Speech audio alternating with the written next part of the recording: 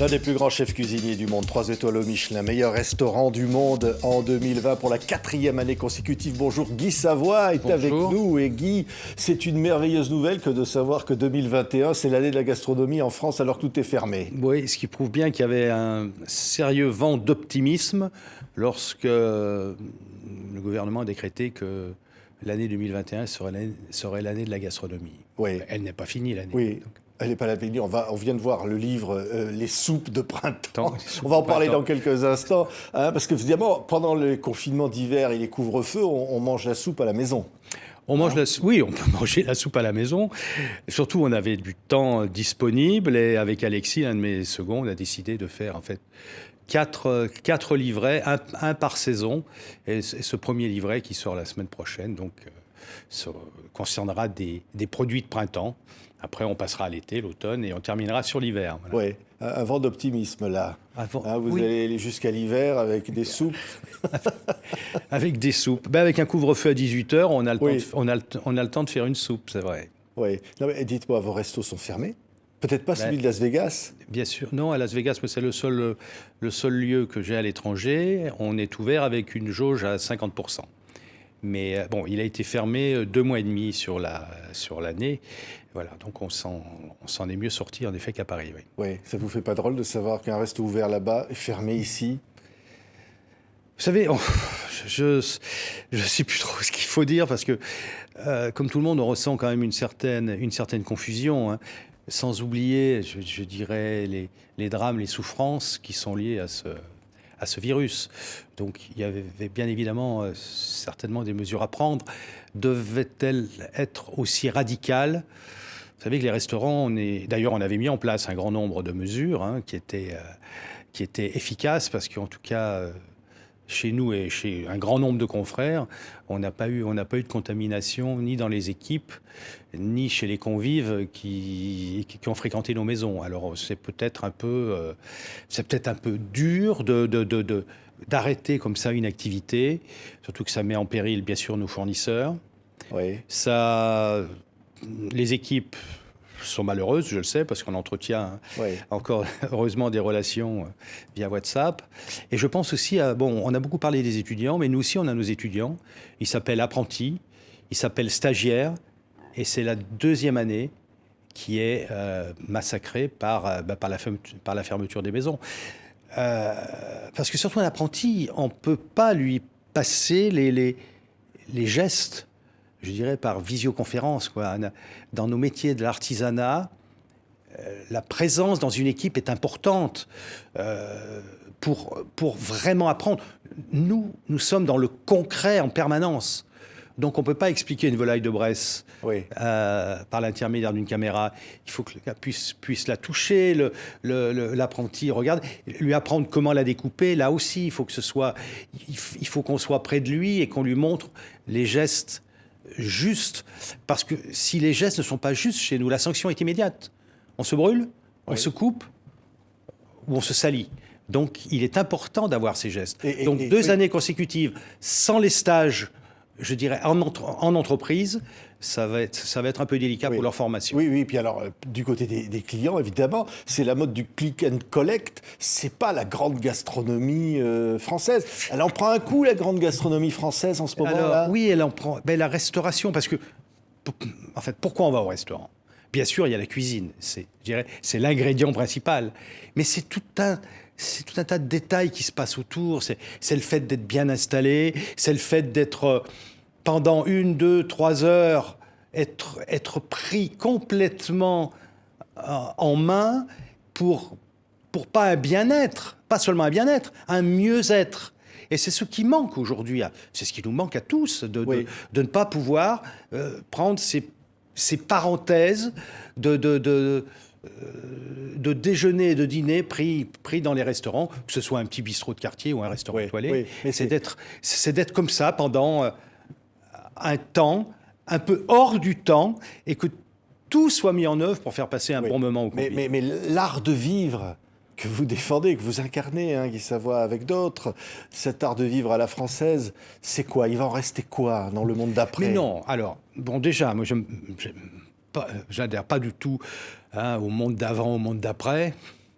le monde d'après sera forcément comme le monde d'avant, parce que je sais que tous les convives qui fréquentent les restaurants, ils n'ont qu'une envie, c'est de retrouver les restaurants comme ils les ont quittés, hein, c'est-à-dire avec la même atmosphère, avec la même cuisine, donc il n'y a pas de monde d'avant ou de monde d'après. Et puis lorsque l'activité va reprendre, j'imagine qu'au bout de quelques mois, tout le monde, en tout cas j'espère, aura oublié ce drame sanitaire. Mais c'est pas un peu injuste? Vous trouvez pas ça injuste? Vous êtes peut-être venu en métro, là, et bon, le métro, il n'y a pas de problème. Non, je suis venu à pied, vous allez justement. au supermarché, il n'y a pas de problème. Vous pouvez aller... Mais par contre, non, resto, non. Restaurant, non. Et pourtant, on a quand même... Bon, on avait parfaitement respecté les règles sanitaires. Et je crois qu'il y a un argument. Hein, je crois que chaque maison est animée par ce que je vais appeler vulgairement un taulier. C'est la garantie que la personne qui est l'animateur de cette maison, de ce restaurant, va tout mettre en œuvre déjà pour se protéger. Donc c'est vraiment la garantie, alors que monsieur RATP ou monsieur TGV n'est pas ni dans ses rames, ni dans ses trains.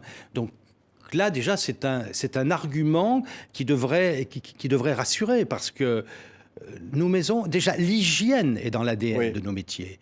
Donc quand on surpasse cette hygiène et que ça devient des règles sanitaires, on est tout à fait capable de les mettre en place, de les respecter et qu'elles soient efficaces. Oui, vous l'avez dit à Emmanuel Macron, le dit aux hommes politiques qui viennent, qui sont vos clients dans votre restaurant d'habitude. En ce moment, malheureusement, ils ne viennent pas. Ça doit leur manquer parce que... Mais ça manque à tous les Français, ça manque à tous les étrangers. Ils vous envoient des messages, ils vous envoient Bien sûr, on reçoit beaucoup de messages de soutien. Même un convive anglais m'a proposé même de m'aider financièrement. Enfin, on a des témoignages de sympathie qui arrivent de partout. Mais je dirais avec toujours cette même question, mais pourquoi vous? C'est-à-dire pourquoi on ferme les maisons qui ont de l'espace? En province, en région, de nombreux confrères ont des salles suffisamment grandes pour, même avec une jauge à 35 ou 40%, pouvoir faire revivre leur maison. Mais est-ce qu'on pourra aller manger chez vous avec un pass? Est-ce qu'il faudra faire un test Covid avant d'entrer, qu'on aura le résultat un quart d'heure après? Certains proposent ça vous paraît envisageable? Mais moi, je crois qu'aujourd'hui, l'accent est mis sur la vaccination. J'espère que là, on ne sera pas en queue de peloton et qu'on va être performant. Hein. Je pense que c'est la seule manière de pouvoir, déjà rassurer les touristes, de savoir que on est un pays qui est sanitairement sûr. Et je crois que c'est le seul moyen, d'après les médecins, c'est le seul moyen de lutter contre ce virus, c'est-à-dire de se mettre à l'abri des cas graves, et le vaccin a l'air d'être la seule solution. On ne va pas transformer les restos en hôpitaux de campagne. Non, quand même. Mais si demain, on a besoin de mon lieu, moi, pour devenir... un lieu de vaccination, je le prêterai volontiers. Vous pourriez transformer votre restaurant Quai de Conti, qu'on est fermé, autant qu'on serve à quelque chose. Conti, vous proposez de transformer en centre de vaccination. Moi, les vaccinés auraient la vue sur la Seine, le Louvre, le Pont des Arts et le Pont Neuf. Peut-être que c'est... Alors, je ne sais pas si c'est douloureux, parce que je ne suis heureusement pas dans les tranches d'âge ou de comorbidité qui m'autorisent à avoir un vaccin là, maintenant. Mais dès que je serai dans les clous, bien sûr que je me ferai vacciner. Oui. Alors, en attendant, on peut toujours faire sa soupe à la maison. On peut toujours faire grâce sa soupe à à la ce maison. bouquin incroyable chez Herscher. Et alors, livre 1, il y en a un peu, donc vous l'avez dit, il y en a 3 à venir encore. Il y en a 3 à venir encore. Pour l'été, l'automne, l'hiver. Voilà. Et donc, c'est merveilleux, les soupes. D'abord, il y a les soupes aussi sucrées. On ne le sait pas Absolument. toujours. Oui, il y a toutes sortes de soupes. Et soupes. C'est les saveurs culturelles de nos grands-mères. C'est vraiment quelque chose qui simple. Alors, la soupe, c'est vrai qu'on se souvient tous de l'injonction « mange ta soupe ». C'est pas toujours formidable. Pas toujours sympa, voilà. Dit comme mais ça. Les soupes ont vraiment évolué. Aujourd'hui, grâce à l'imagination des cuisinières et des cuisiniers, on a maintenant des soupes qui sont plutôt récréation que punition. Oui. Et donc tout le monde peut faire des soupes facilement. Très facile. Toutes les recettes sont excessivement faciles. 1, 2 ou 3 produits maximum, et puis des temps de réalisation qui sont très courts. Bon. Et puis l'avantage avec la soupe, c'est que la cuisinière ou le cuisinier, dès que la soupe est prête, il peut s'asseoir à table et manger sa soupe avec tous les autres convives. Ouais, il y en a qui s'appelle Ah, la terre et la mer. Note, c'est ne poussez pas dans les orties. Oui, non, parce que c'est une crème aux orties. Bon, il y a Voilà. une petite phrase à Il y a chaque fois. toujours un quignon de pain qui trône. Absolument. Ça, c'est oui, vrai. tout à fait. Bon, la soupe, c'est un terrain de jeu qui est infini. Infini. Donc, on peut laisser libre cours. Des fois, simplement en changeant une herbe dans une soupe, on change le goût. Et c'est... Voilà, j'ai voulu m'amuser dans cette période un peu triste avec Alexis, l'un de mes seconds. On a profité de toutes ces heures libres pour essayer de rédiger des choses simples. Ouais, alors je disais oui, les soupes sucrées, me dit dans mon oreillette mon assistante, soupe à l'eau de rose, Ouais. Ramène ta fraise, ce qui est une autre soupe Ça, on n'a encore, pas pu s'empêcher, ça. framboise, Voilà. et puis douceur d'enfance, c'est peut-être la soupe voilà, qui nous rappelle tout ça. Absolument, mais après, on peut tout faire avec la soupe. On peut mettre, bien sûr, que des légumes.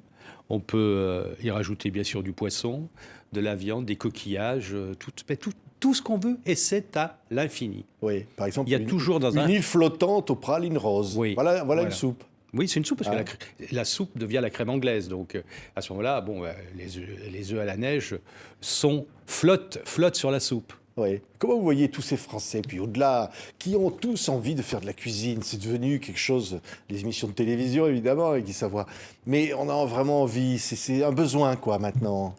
Mais je crois que la cuisine, vous savez, que dans un monde qui est de plus en plus virtuel, le fait de se mettre en cuisine, d'avoir des produits, et que ces produits, simplement par votre action, vous allez les transformer et leur donner une deuxième vie, et qu'en plus, cette deuxième vie, vous allez régaler votre famille ou vos amis, c'est à la fois valorisant, c'est à la fois rassurant. Et puis, citez-moi une autre activité où on peut déguster ce qu'on vient de fabriquer. Oui, c'est vrai.